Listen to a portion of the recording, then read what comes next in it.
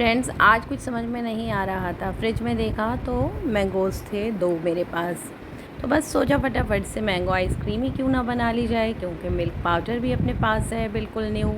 आज उसे भी खुलने का मौका मिल जाएगा और मैंने ये ब्लिंकिट से मंगाया है। जैसा कि मैंने आपको बताया, मेरी सिटी में भी ब्लिंकिट की फैसिलिटी अवेलेबल हो चुकी है, तो मैंने भी ये मंगाया था। तो ये मैंने जो दूध लिया है ना, ये फुल फैट है। ये हमारे यहाँ डेयरी से आता है, ये वही दूध है। तो जब मुझे आम नज़र आए तो फटाफट से मैंने सोच लिया कि मैं आज बनाना और मैंगो की मिक्स आइसक्रीम बनाऊंगी, क्योंकि मैंगोज़ जो है ना, ये सब थोड़े से खट्टे से आ रहे हैं। बहुत अच्छा टेस्ट तो नहीं है इनका, तो मैंने सोचा थोड़ा सा इसमें बनाना का टेस्ट दिया जाए। तो बस मैंने 3 बड़े चम्मच भरकर, आपने देखा होगा, पाउडर डालकर, मिल्क पाउडर जो था वो डालकर और दूध पकाने रख दिया है। और आप दूध का लेवल देख सकते हैं कहाँ था और कितना कम हो गया। तो बस मैंने चीनी डाल दी। चीनी जो थी ना, वो मुझे बहुत कम डालनी थी, क्योंकि लास्ट टाइम मैंने जब मैंगो आइसक्रीम बनाई थी ना, तो बनी तो बहुत बढ़िया थी, बस हल्की सी उसमें चीनी ज़्यादा हो गई थी। तो वो थोड़ी सी घर में सबको ज़्यादा लग रही थी, ख़ासकर मेरी बेटी को। वो बहुत कम चीनी लेती है, तो उसे आइसक्रीम में तेज़ लग रही थी शुगर। तो मैंने इस बार क्या किया कि बहुत ही थोड़ी चीनी डाली, क्योंकि ऑलरेडी जो हमने मिल्क पाउडर यूज़ किया है उसमें भी चीनी है और मैंगो में भी है। और इस तरह से बस मुझे कम ही रखनी थी। अब आप देखिएगा, मैंने चीनी डाल कर रख दिया है, मिल्क पाउडर भी स्टार्टिंग से ही डाल दिया था। और अच्छा, मिल्क पाउडर का ध्यान रखिएगा कि बस उसमें लम्स नहीं पड़ने चाहिए। डालने के साथ ही बस उसे मिक्स कर दीजिएगा। गैस का फ्लेम भले से आप बाद में ऑन करिए, पहले फटाफट से ना, जब मैं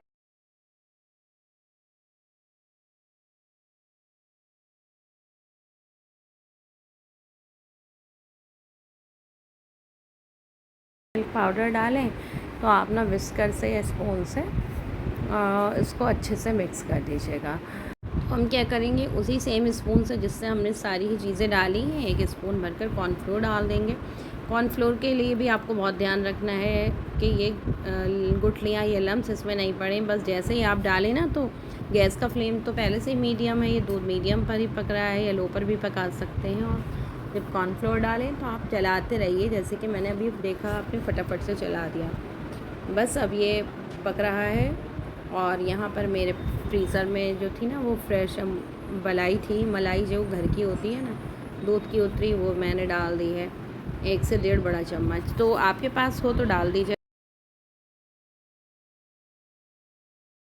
आप अमूल फ्रेश क्रीम जो आती है ना, वो भी डाल सकते हैं क्वांटिटी के हिसाब से आइसक्रीम की।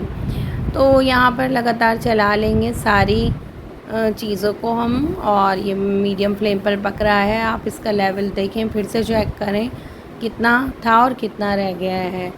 तो ये बस हमें थोड़ा सा ज़्यादा ही पकाना होता है, वरना आइसक्रीम में जो स्मूथनेस है वो भी नहीं आएगी और वो आइस क्रिस्टल भी बहुत ज़्यादा आ जाएंगे। तो इसलिए हमें यहाँ पर अच्छे से इसको ड्राई करना होगा। और जो साइड में मलाई है या जो भी इसका दूध जमता जा रहा है ना, वो भी आप बीच में इसको मिलाते जाइएगा।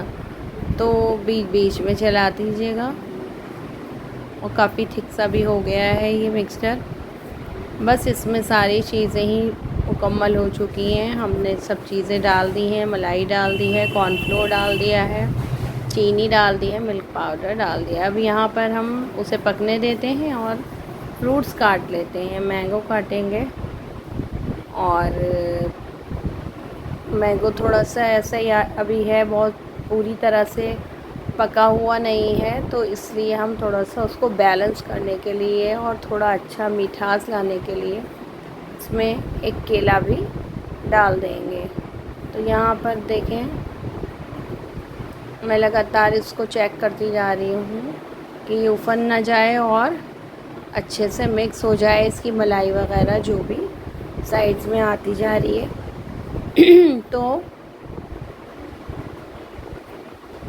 उसके बाद हम थोड़ा सा इस मिक्सचर को ठंडा करेंगे और फिर उसके बाद फ्रूट्स के साथ इसको ब्लेंड करेंगे। आप मिक्सी के जार में भी कर सकते हैं, ब्लेंडर में भी कर सकते हैं, लेकिन अच्छे से हमें इसको मिक्स करना होगा मिक्सी के जार में। तो देखें, 1 मैंगो डाल रही हूँ मैं और इसको मैं छील ले रही हूँ।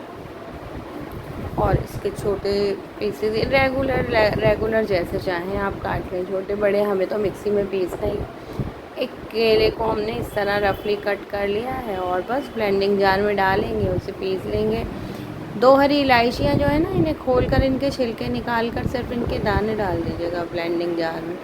इससे ये होगा कि बहुत अच्छी खुशबू आएगी। आपके पास इलायची ना हो, इलायची पाउडर हो, या आप इलायची डालना ना चाहें तो इलायची पाउडर डालना चाहें तो वो भी डाल सकते हैं थोड़ा सा। बस उसके बाद देखें मैंने ये गैस से उतार लिया इसको और इसकी मलाई मिक्स कर दी और मैं इसे ले गई पंखे के नीचे ठंडा करने। इस तरह का एक मोल्ड ले लेती हूँ मैं। जितनी भी मैंने लास्ट आइसक्रीम्स बनाई हैं सब इसी में ही बनाई हैं। तो आप किसी एलुमिनियम की कुल्फ़ी या किसी भी मोल्ड में बना सकते हैं और उसे टाइटली ढक दें ताकि उसमें आइस न जाए। तो बस इसी को हमने मिक्स करते हुए ब्लेंडिंग जार में सारी चीज़ों, देखें फ्रूट्स हो गए और ये सारा मिक्सचर जो हमने बनाया था और बिल्कुल एक्यूरेट क्वांटिटी में बनाया। देखें पूरा बॉक्स भी इसी से भर गया और कुछ भी नहीं बचा हमारा। बस हम फ्रीज़र में रख देंगे 7 से 8 घंटे के लिए। और देखिए अब चेक करते हैं तो कितनी बढ़िया सी जमी है। लगातार लाइट आती रहे तो ये 7 से 8 घंटे में आराम से जम जाएगी। तो मैंने ये थोड़ी सी ना टूटी फ्रूटी और थोड़े बादाम काट कर डाले थे। अगर आपके पास जो भी अवेलेबल हो वो आप डाल दें। बहुत बढ़िया आइसक्रीम बनी है और इतनी चिकनी और स्मूथ है और घर की ही चीज़ों से बनाई है। आप बताएं, कोई भी चीज़ बाहर से हमने नहीं यूज़ की है। रेसिपी अच्छी लगी हो तो लाइक शेयर और कमेंट करें।